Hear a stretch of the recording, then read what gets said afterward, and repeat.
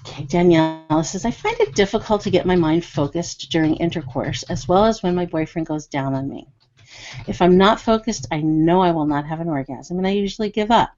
How can I keep my mind focused and in tune with the pleasure that's going on and not with outside noise?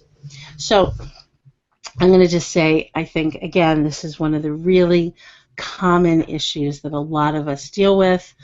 We live in this world that's always stimulating this front part of our brain, that thinking, planning, executive office part of our brain that does the judging, the critiquing, that front office, the executive office of our brain. Hard to get it to go offline because we're just constantly using it and stimulating it and rewarding it, and that's the part we're supposed to be so valuable. This front thinky brain.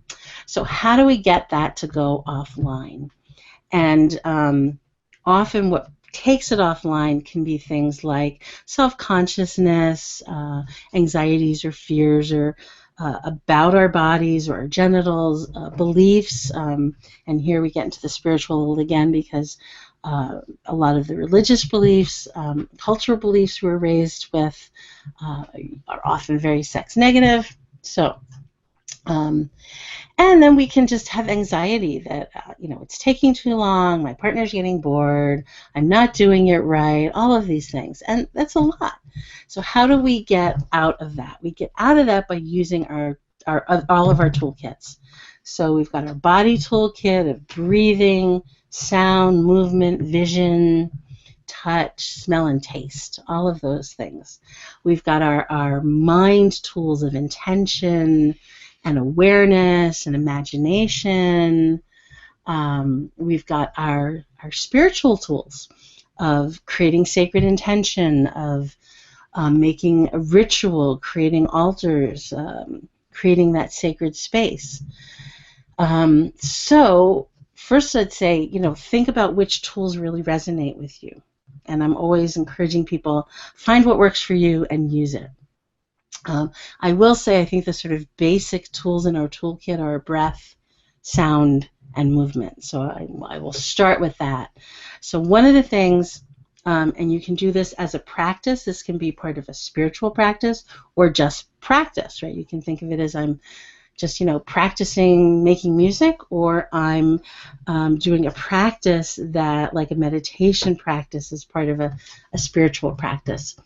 But either way you hold the idea of practice, practice is the key. So create that ritual. And again, I'm such a big fan of the idea of temple space, of making a beautiful space, and that there's no computers there's no phones, there's no blinking lights, there's beauty, and one of the things that helps keep us focused is not being distracted by being in an environment that's full of distractions.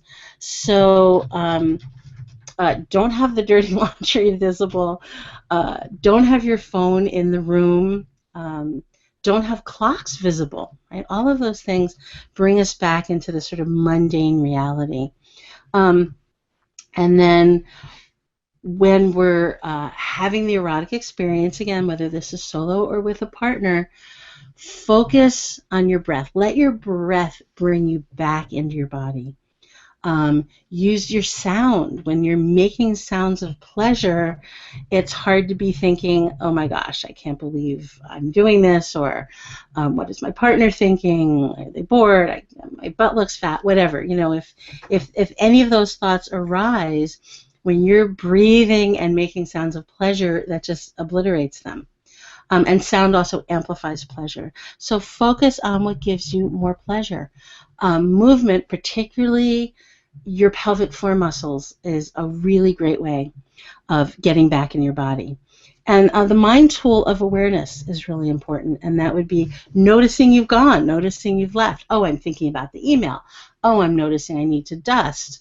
I'm worrying about how I look. I'm worrying if I'm doing it right. Notice that that's happening as soon as you can, and then do 10 deep sounding breaths, pulsing your pelvic floor muscles, so that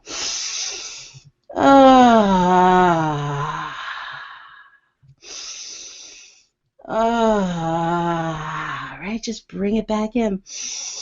Envision your energy moving into your body. And those are all ways to bring yourself back. And the more you practice, the easier it gets to use those tools.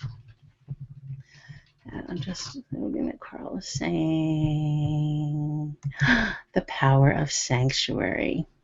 So yeah, creating that space in your life, and that's part of what makes things sacred, is that you create that. I love the word sanctuary, of it's sanctified, it's sacred, that you don't let your mundane life intrude.